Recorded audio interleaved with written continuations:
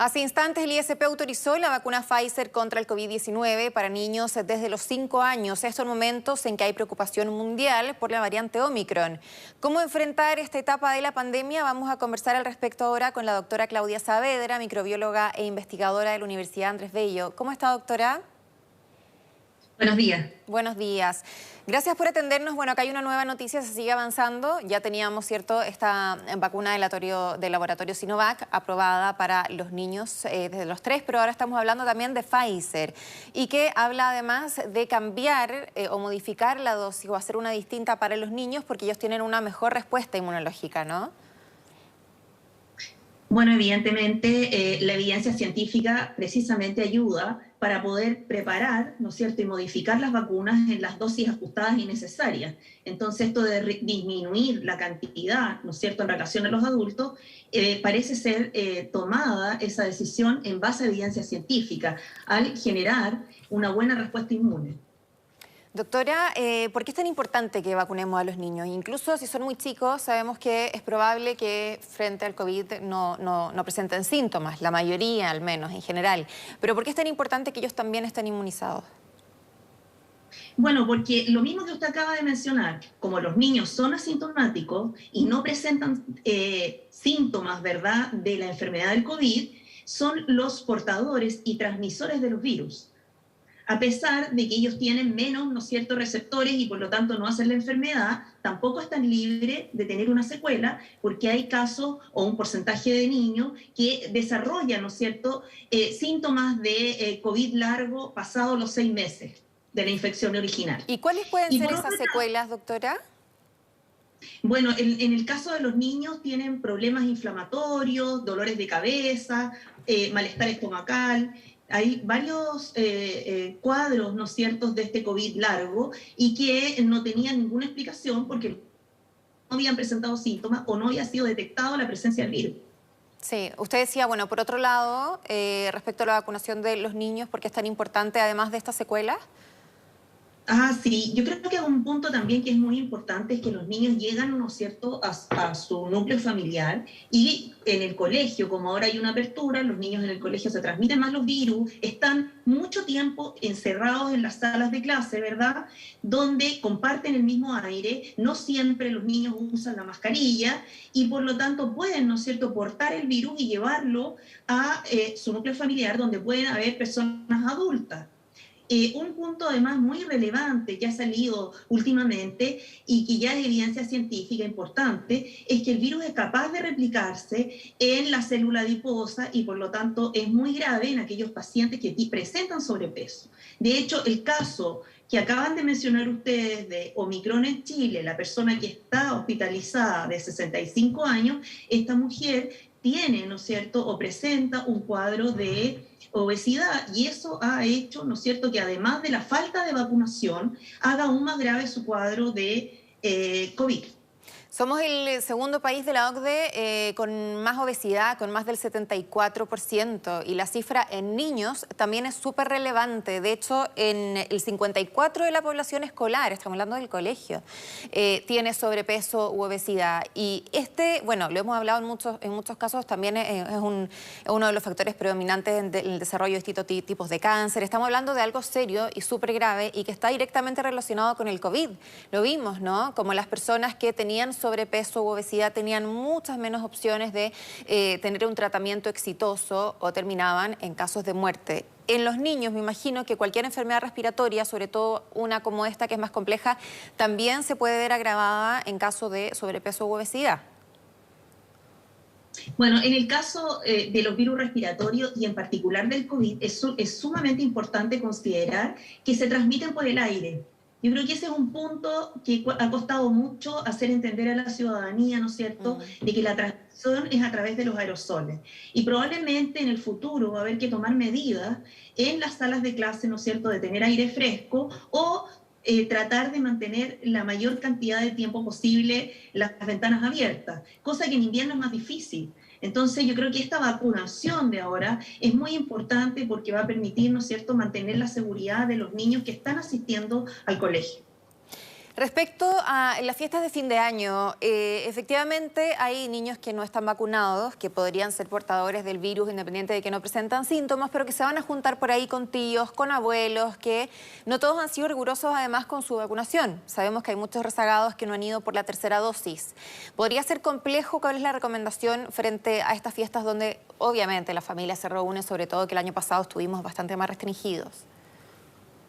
Bueno, yo creo que hay que aprovechar que un país como el nuestro, que tiene un sistema de vacunación tan organizado, que está tan bien montado y que hay una tradición, ¿no es cierto?, desde el punto de vista cultural de la vacunación, de tomar el refuerzo, porque claramente el refuerzo, la evidencia científica muestra que en todos los casos aumenta la respuesta defensiva, aumenta el número de anticuerpos frente, ¿no es cierto?, a las variantes, al menos la evidencia que existe hasta la variante Delta.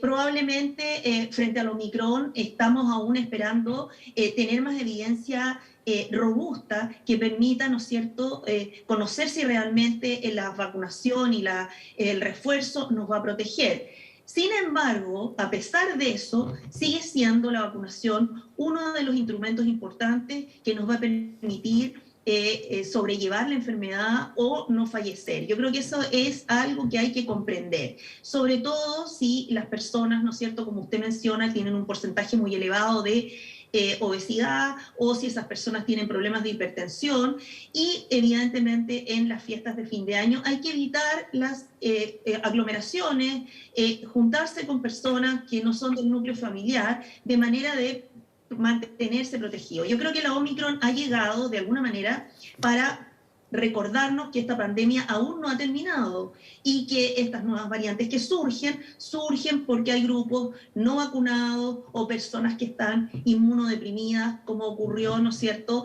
en el África, en Sudáfrica. Sí. Doctora, el ministro de Salud, Enrique París, se dio una entrevista a Las Últimas Noticias donde dijo que se esperaría ya una cuarta dosis para el mes de febrero, que es una pregunta que todos nos hacemos, ¿no? Porque hay que ir, obviamente, renovando la vacuna. Sin embargo, hace algunos minutos el director subrogante del ISP, Heriberto García, ha dicho que todavía no hay pruebas concluyentes que digan que esa es la fecha en la cual hay que administrar una nueva dosis de COVID-19. ¿Cómo ve usted este tema? Bueno, es una noticia excelente. Yo creo que hay que analizarlo y pensar que es una gran posibilidad que tenemos en nuestro país. La vacunación, evidentemente, es uno de los instrumentos que nos permite el control de la pandemia. No el único, claramente. Hay otras estrategias que hay que tomar en este minuto, como son tratar de disminuir el número de casos, fortalecer la vigilancia genómica indudablemente y aumentar la trazabilidad, el testeo y el aislamiento de aquellos casos que se encuentren positivos.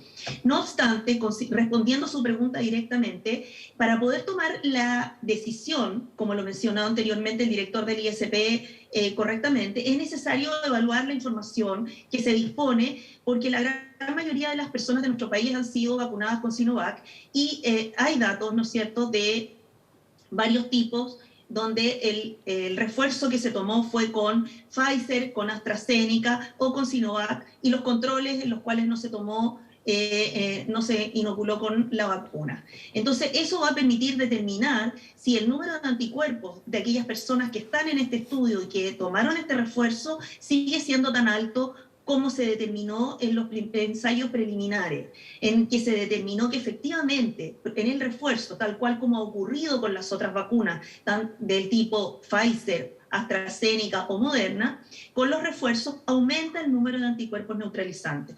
La pregunta es la duración de esa respuesta inmune, esos anticuerpos neutralizantes altos. Y yo creo que es muy importante tener esa evidencia como para tomar la decisión de cuándo aplicar la cuarta dosis. No obstante, yo creo que hay que prepararse y considerar que hasta ahora, como han sido diseñadas las vacunas, es necesario, ¿no es cierto?, considerar una inoculación al menos cada 6 meses aproximadamente, como lo ha demostrado la evidencia que se ha obtenido hasta el minuto.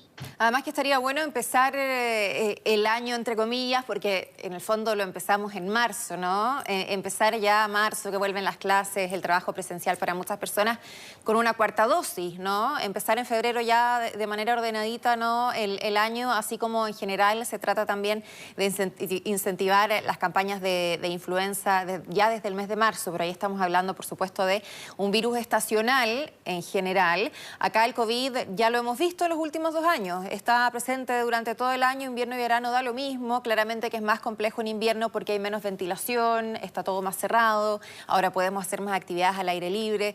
Sin embargo, hay varios temas que hay que mantener y yo creo que ahí ha quedado muy demostrado la efectividad de la mascarilla. No sé si usted está de acuerdo, doctora, como hemos visto que en varios países desarrollados por lo demás, dejó de ser obligatoria, empezó a ser una opción incluso en lugares cerrados, públicos, y ahora están teniendo que volver atrás por el aumento de los contagios y la variante Omicron.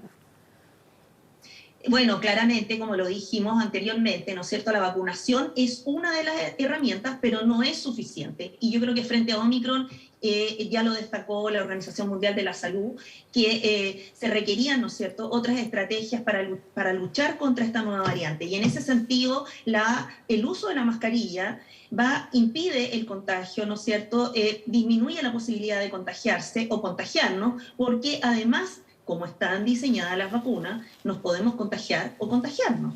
Yo creo que eso es muy importante. Y la mascarilla nos va a proteger en un porcentaje muy elevado, ¿no es cierto?, de adquirir la infección. Ahora, además, el hecho de contagiarse implica además que se puedan hacer o se puedan generar otras variantes. Y eso es lo que pasa en el mundo, lo que pasó en estos países en el sur de África, ¿no? Acá o nos salvamos todos o no se salva nadie. Efectivamente, hay que hacer esfuerzos, ser solidarios con los países que no tienen la misma capacidad que nosotros, por ejemplo, que hemos tenido una tremenda campaña de vacunación, porque mientras hayan países que no tienen acceso a la vacuna, se van a seguir contagiando y se van a seguir produciendo variantes que de todas maneras van a llegar al resto del mundo, ¿no? Bueno, yo creo que la situación de Sudáfrica es una situación bien particular, ¿eh? Yo creo que va más allá incluso que si tienen un porcentaje alto o bajo de la vacunación. Claramente ellos no disponen de vacunas. En segundo lugar, hay un porcentaje muy elevado, alrededor de 8 millones de personas que tienen VIH, y esas personas no han sido tratadas. Son personas que tienen la enfermedad del VIH, pero no tienen el tratamiento. Y por lo tanto, esas personas inmunodeprimidas, incluso en la teoría que se plantea, que es ahí donde se generó esta nueva variante, Omicron, que presenta, ¿no es cierto?, un número de mutaciones mucho más elevado que lo que habíamos observado hasta ahora con las variantes de preocupación descritas en los distintos lugares del mundo. ¿Cómo ve usted el panorama en Chile? Hoy tuvimos sobre los 1000 casos, pero sigue siendo bastante menor, ¿no?, que hace un tiempo, y al menos hay varios expertos que coinciden en que este debería más o menos ser el rango, tomando en cuenta nuestro plan de vacunación. O sea, que no tendríamos que tener un aumento muy importante de casos independiente de la nueva variante, o todavía no se puede asegurar algo así.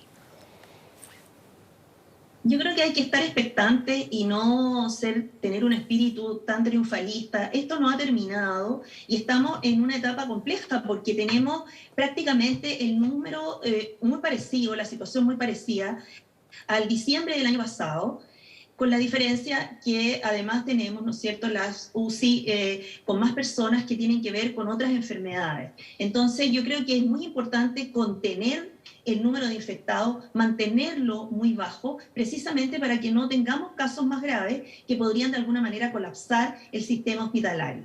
Eso es lo que pretendemos. Ahora, el porcentaje tan elevado de personas vacunadas y con el refuerzo, yo creo que hace también tener una visión positiva, pero esa visión positiva no nos debe superar porque la vacuna por sí misma sola no va a contener, ¿no es cierto?, los contagios que eventualmente se podrían disparar si es que las personas se relajan, deciden no utilizar correctamente la mascarilla, si vamos a lugares públicos, ya usted ve que se están abriendo algunos eventos masivos y en esos eventos masivos uno corre muchos riesgos del contagio.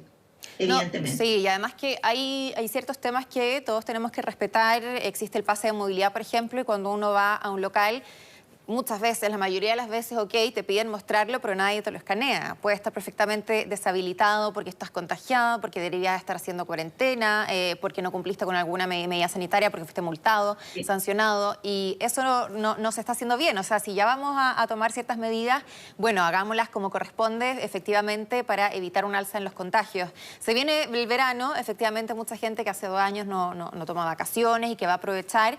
Y claro, lo que queremos evitar es el efecto post-vacaciones que tuvimos el año pasado, donde alcanzamos los 9.000 casos en abril y que fue dramático y que sin duda probablemente no vamos a alcanzar porque el escenario es completamente distinto y gracias a las vacunas, ¿no? Bueno, sí, esperamos que así sea, pero le insisto, yo creo que aquí hay que volver a reforzar lo que no tenemos, o sea, lo que habíamos perdido. La vigilancia genómica en este minuto pasa a ser un factor pivotal porque si usted es capaz de detectar, ¿no es cierto?, la presencia de una determinada variante en una región, por ejemplo, la puede cerrar, puede acotarla, puede hacer trazabilidad. Es muy importante en este minuto, digamos, que se fortalezca la trazabilidad, evidentemente. Y por otro lado, el autocuidado, insistir en el autocuidado, insistir en reforzar, ¿no es cierto?, el sentido del riesgo, porque esto aún no ha concluido y usted sabe que esta es una enfermedad que si la persona no es capaz de defenderse, puede fallecer y nadie quiere morir. Muy bien, doctora Claudia Saavedra, microbióloga e investigadora de la Universidad Andrés Bello. Muchísimas gracias por este contacto, que le vaya muy bien. Muchas gracias. Esta jornada, autoridades presentaron los nuevos trenes de